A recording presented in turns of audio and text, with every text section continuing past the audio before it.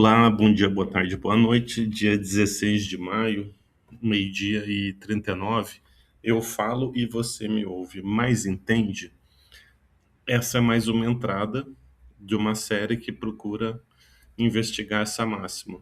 Se eu falo e você me ouve, mas entende. Se você fala e eu te ouço, mas eu entendo e você entende que eu entendo.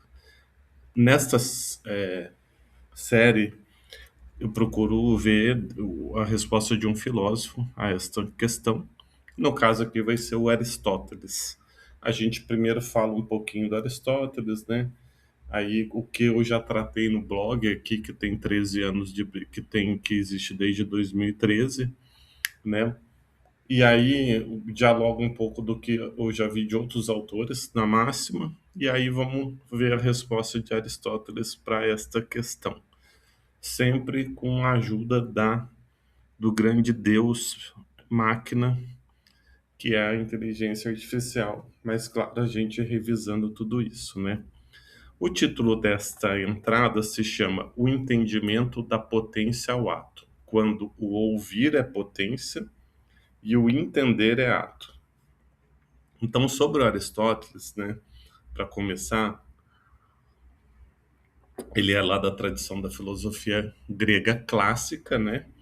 E ele se distingue do seu mestre Platão, porque ele busca fundar o conhecimento na investigação das causas imanentes às coisas, né? Se a gente for pegar o que a filosofia platônica, que parte da pergunta socrática, o que é o belo, o que é a justiça, e vai tentando investigar, buscar respostas, né? O Platão ele vai chegar nas formas, nas ideias. Então, ele vai procurar o vermelho, ele vai ver um monte de coisa vermelha, né? Mas o vermelho em si, para ele, é uma coisa separada, assim como a beleza. Então, por exemplo, o branco. O branco é uma forma. Esta camiseta branca participa do branco, que é aquela forma separada. Então, a gente aqui está num mundo, digamos, inferior, e lá no mundo das formas que tem essas formas, essas ideias. Beleza, justiça, etc. Né? Já o Aristóteles já vai para a investigação das causas imanentes das coisas. A Stanford Encyclopedia, de onde a gente pega é, essa, esse resuminho, ela, claro, fala que ele é um dos maiores filósofos de todos os tempos, Platão e Aristóteles, e o Aristóteles ele tem uma obra muito variada e grande, que abrange desde lógica, metafísica, ética, política, teórica, estética, até biologia empírica, né? Então ele estabelece métodos e conceitos fundamentais que a gente que nos influencia até hoje, né? As duas correntes, né? Aqui no blog a gente viu ele como fundador da lógica em algumas postagens e da metafísica. Quando a gente fala da lógica, a gente pode falar do silogismo aristotélico. O que é o silogismo?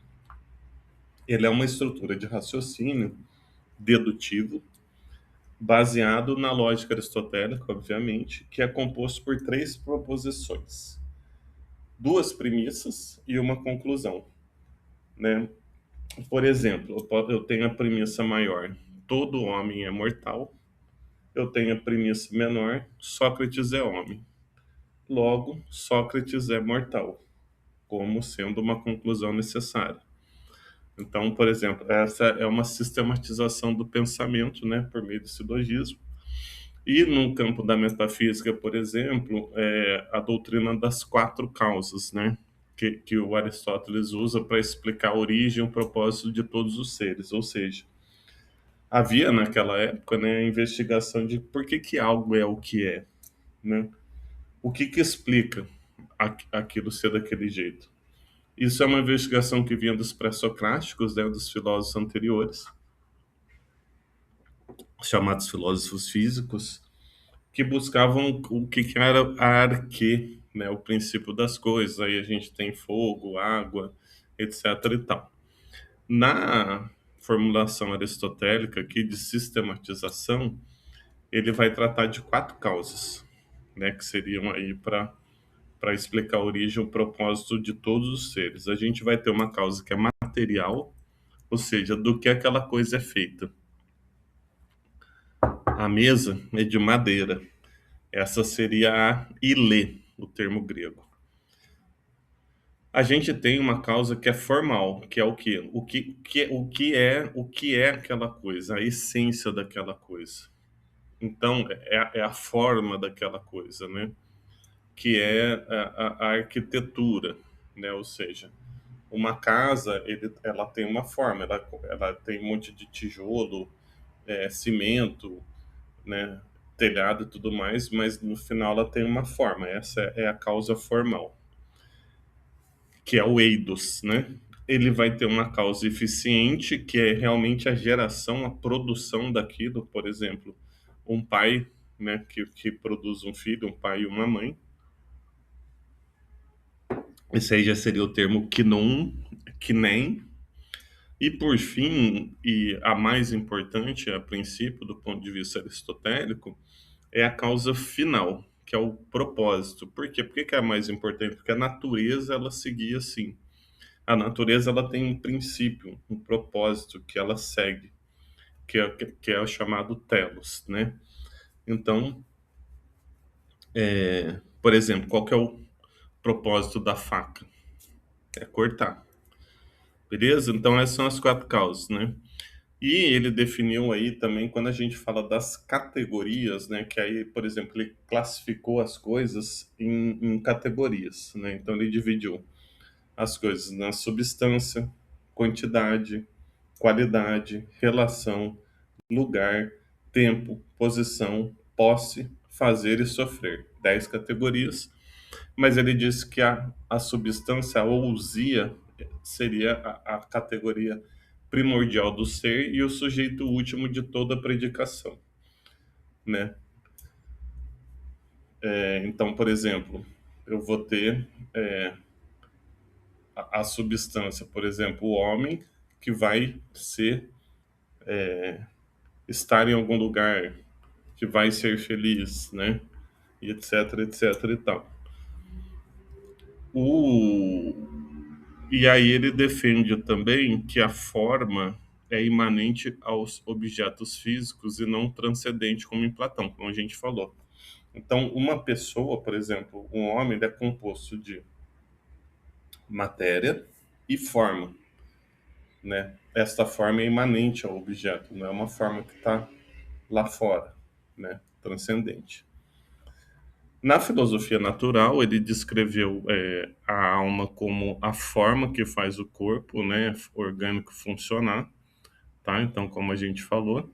E aí ele divide a alma em 3 faculdades, que é a vegetativa, sensitiva e racional. O que é cada uma dessas faculdades? Divisões ontológicas da alma, né? A vegetativa é o que está na planta, né, que faz com que a planta se nutra e se reproduza.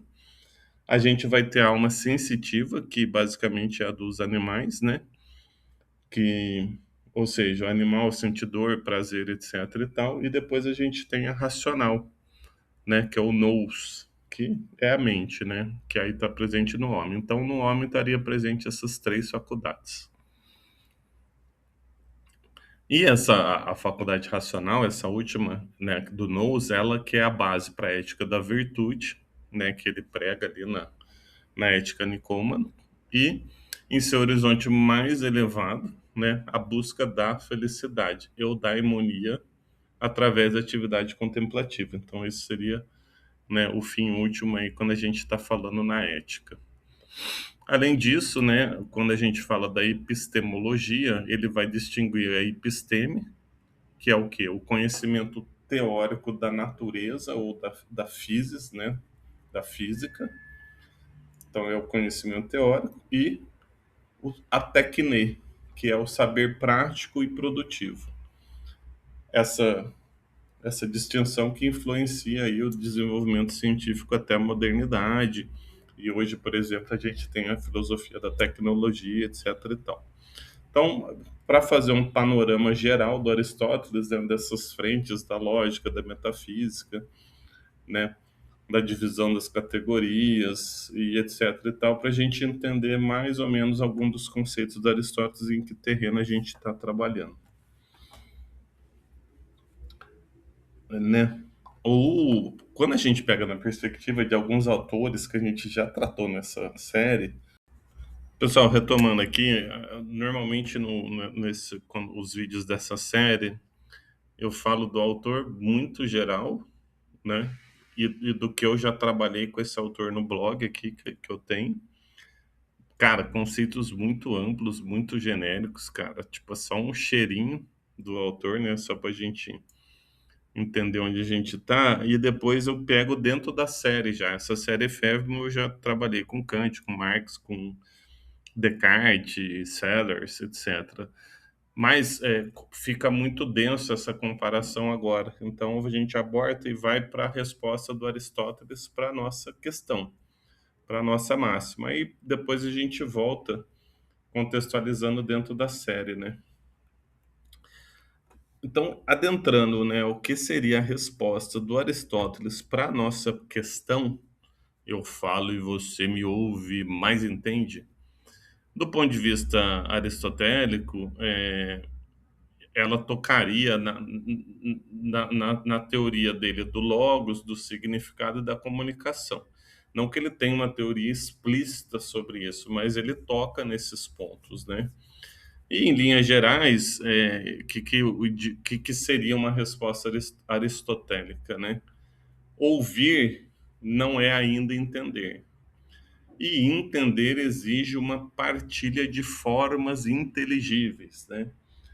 Então, primeiro, quando a gente fala de logos no Aristóteles, né, a gente está falando da palavra. O logos é a palavra, não é o logos de vai logo que eu tô com pressa. Não, é o logos de palavra, discurso, razão, né? Ou princípio. Então, as palavras, né, lá, puta, ali, os caras estavam definindo tudo ali, né, cara, na Grécia. Elas têm vários sentidos, significados, contextos, né? Mas em geral é o legging, logos é o legging que é reunir. Então é como se a gente está nesse campo aqui do logos, é o campo mais relacionado à razão. E quando a gente fala que ouvir não é entender, que entender exige uma partilha de formas inteligíveis, o que são formas inteligíveis? É o quê? Por exemplo, eu vejo um cachorrinho, eu vejo um bacezinho, eu vejo um fila, eu vejo vários cachorros, né? Cada cachorrinho tem uma forma. Então, uma formazinha. Aí eu formo uma ideia de cão. Quando eu penso em cão, eu tenho uma ideia de cão. Não vou, quando eu penso em cachorro, eu não vou pensar em 1 milhão de cachorro. Eu tenho um formatinho na mente de cão, né? Isso é uma forma inteligível. Que quando eu vou falar de cachorro, de cão, eu mais ou menos uso esta forma, né? Então, a gente vai ver que nessa o que a gente abstrai dos escritos do Aristóteles, uma possível resposta seria essa: o entendimento exige partilhar essas formas inteligíveis que a gente tem, né? Uma distinção aqui, ou um caminho, seria falar do som, né, do ouvir e do logos, né, que a gente começou a falar. No livro, no texto da interpretação, que é o Peri Hermeneias, né, o nome do texto, o Aristóteles ele vai tratar dos sons vocais como símbolos das afecções da alma, tá? Então, assim, a gente tem afecções internas e através dos sons, né, a gente emite os sons que são símbolos dessas afecções. E as letras, elas são símbolos dos sons. Então, seria mais ou menos esse o caminho que o Aristóteles vai colocar lá no da interpretação. Começa lá na afecção da alma. Tá? Então, há um som qualquer, tem um som qualquer, né? Mas tem um som que significa algo por convenção. E aí a gente tem um nome. Então, uma coisa, eu vou falar blu, blu, blu, blu. Isso é um som. Mas se eu falar mouse, né, que é um termo até em inglês, rato, que ele quer dizer? Cara, que isso aqui é convencionado, que este nome ele significa isso aqui, mouse significa isto, né? E então, quer dizer, é um som significativo. Então tem o som que não significa nada, tem o som significativo, e depois eu começo aí já para um logos, que é um discurso, né? Até não é uma hierarquia assim direta, mas aí eu vou chegando, né, em enunciados já de um discurso apofântico. O que é um discurso apofântico, né? É um discurso que pode ser verdadeiro ou falso. Então a gente já sai do campo da significação, do significado dos nomes, eu vou já para uma questão de poder emitir juízo, né? O discurso apofântico ele vai ser verdadeiro ou falso. Diferente de uma ordem, de uma pergunta, do desejo. Estou com fome. Estou com fome não é um discurso apofântico. Agora, está sol lá fora é um enunciado que afirma ou nega coisas sobre o mundo, tá? Então, como seria? É como se eu visse lá, eu tenho essa ficção pensando aristotelicamente, né? Eu vi o sol, ele me afetou, isso aí eu formulo, né? Um enunciado a partir dessa afecção da minha alma que eu vou dizer que tá sol lá fora pode ser verdadeiro ou falso. Se eu disser que tá chovendo lá fora, é falso. Então, falando aí de som e logos. Já na política, né, o Aristóteles indica que a foné, né, o som, está associado aos animais. Por exemplo, um grunhido pode expressar um prazer ou uma dor. O ser humano, ele possui logos, né, que expressa o bem, o mal, faz julgamentos, etc. e tal. Então aqui já estamos no contexto político. E a gente pode lembrar também que o ser humano é tido como um animal, pelo Aristóteles, mais político que abelhas ou outros animais gregários, pelo fato de logos, né? E de discussão de valores e etc. Isso tudo se dá na polis, que até vai ser um pouco da resposta da nossa máxima que a gente vai ver.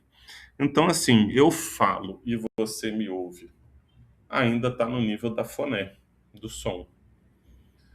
Quando surge a pergunta, mas entende? Aí indica-se que nem todo som ouvido é apreendido como portador de sentido. Então a gente começa a entrar nesse campo de significação. Mas para Aristóteles, significar é evocar uma forma na alma. O Aristóteles ele afirma que as palavras são símbolos das afecções da alma, como a gente comentou, né, agora, e que essas afecções são semelhanças das próprias coisas. Então é como se eu visse o sol e eu tenho essa afecção, né, na alma e aí, né, que é da própria coisa, essa semelhança. E aí, ou seja, a gente pode inferir a partir disso que entender não é apenas ouvir um som, mas atualizar na alma a mesma forma inteligível que o falante pretende significar. Então, quando você fala de cão, você tem uma forma inteligível, que eu vou atualizar essa forma inteligível na minha alma, tá? E se o som chega ao ouvido, mas não desperta a forma correta no intelecto, não é entendimento, tá? Então, isso é muito importante, ou seja, o entendimento ele vai estar realmente nesta internalização dessa forma inteligível que é transmitida pelo discurso, mas que no fundo significa uma coisa que está no mundo por meio das afecções da alma. Mas aí, como a gente falou, o entender ele exige aí para o Aristóteles um koinon, que é um algo incomum, né? A gente até tem um link aí no blog falando do koinon como um bem comum ali no campo da política, etc. e tal. Mas o que a gente está falando aqui do koinon é de um algo comum, né? Que o Aristóteles vai dizer, diria, né, que a comunicação ela só funciona porque há uma natureza humana que é compartilhada, né? A gente compartilha mesmo a natureza. As formas inteligíveis elas são comuns. A gente pode ter as mesmas formas inteligíveis, né? E então a gente tem os mesmos hábitos linguísticos e conceituais partilhados. Então, a nossa máxima ela poderia ser lida aristotelicamente como a constatação de que o logos, o discurso, a razão, só se completa quando há essa comunhão de formas, não apenas transmissão de sons, tá? Sem esse koinon, a fala falha enquanto logos, mesmo que funcione como som. Tá? Importante esse ponto de comunhão. É,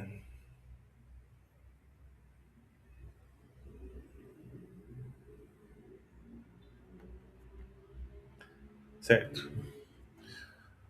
Aí, o que que a gente, né, vai ver também que tem ambiguidade e tem equívoco, né? Eu falo e você me ouve, mas entende, não é à toa. Aristóteles também enfatiza que palavras são convencionais. O mesmo som pode significar coisas diferentes, o equívoco é estrutural à linguagem. Então, quando a gente estava falando que uma palavra é um símbolo, né, de uma ficção da alma, etc e tal, né, e uma palavra pode significar coisa diferente. O mesmo som pode significar, por exemplo, banco, banco, banco, instituição financeira, banco da praça, e por aí vai, né? Então, isso tá dentro, por quê?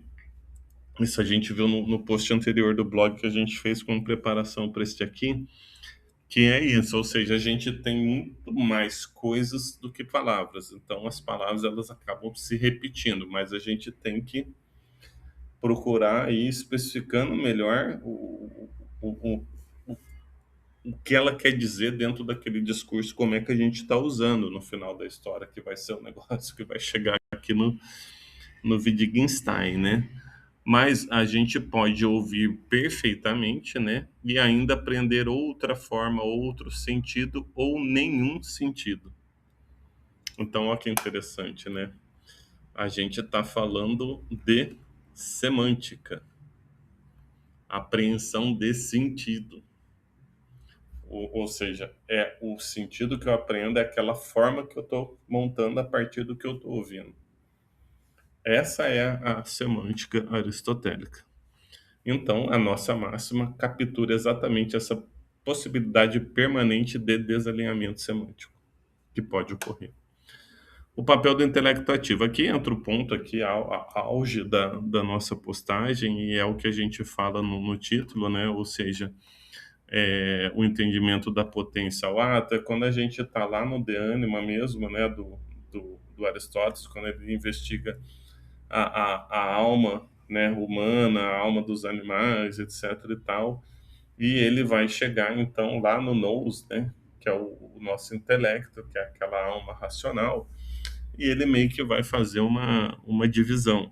Isso aqui é uma coisa que não é muito simples, né, dentro da filosofia aristotélica, mas a princípio a gente teria o intelecto ativo, aquele que recebe, e o intelecto, não, desculpa, o intelecto passivo, aquele que recebe, e o intelecto ativo, aquele que atualiza. Então, o intelecto ativo, ele seria o poéticos, né, que ele que torna essas formas inteligíveis. A gente tem o intelecto passivo, que é o patéticos, que ele recebe as formas inteligíveis, né? Então ele está lá em potência. Ele pode receber qualquer forma, esse intelecto passivo, né? Mas quem torna essas formas inteligíveis é o intelecto ativo, e ele que abstrai isso, né? Ele abstrai a experiência sensível para a gente ter o pensamento que pode ser dito, né? Então, entender, ouvir pertence ao nível sensível, tá? E entender pertence ao nível intelectual. Então, a gente tem, né, que vai chegar no intelecto. Portanto, nossa pergunta final, mais entende, seria para Aristóteles uma pergunta que busca saber se o seu intelecto passou da potência ao ato, né? Ou seja, você recebeu aquelas formas, tem um monte de forma aí que você tem, que é partilhado, tudo. Eu tenho um monte de forma, você tem um monte de forma. Há um ato ali, Há uma ação dentro do intelecto que é o quê? Pô, eu estou entendendo desta forma agora, eu abstraio, né? Eu limpo, tá? O dos sentidos para ir para o pensamento. Agora, como que é feito isso? Como é que esse intelecto um conversa com o outro, do que eles são feitos, como que eles se falam? Parece que esse intelecto ativo, é quase que uma coisa platônica, né? Que entra pela porta dos fundos, mas enfim, nosso objetivo não é julgar essas coisas. Por fim, então, a formulação aristotélica para a nossa máxima,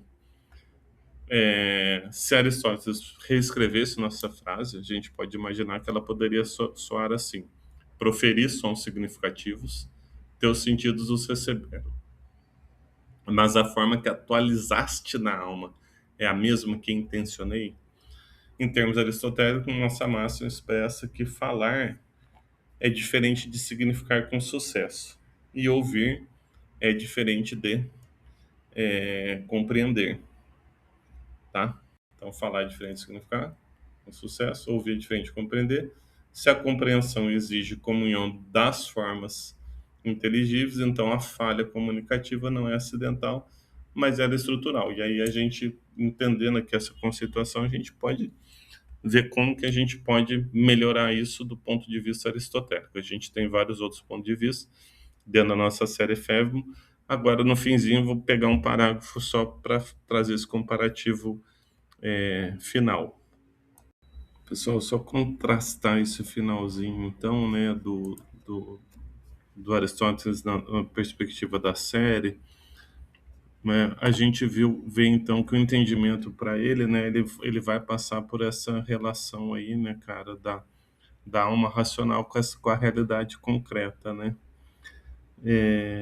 Em oposição ali ao dualismo do Descartes, né? Quando a gente vê que o entendimento é um ato privado ali do, do, do, do entendimento, por Descartes, por Aristóteles vai ser essa atualização, né, cara, da forma inteligível, mas é uma forma inteligível ali compartilhada, etc e tal, né?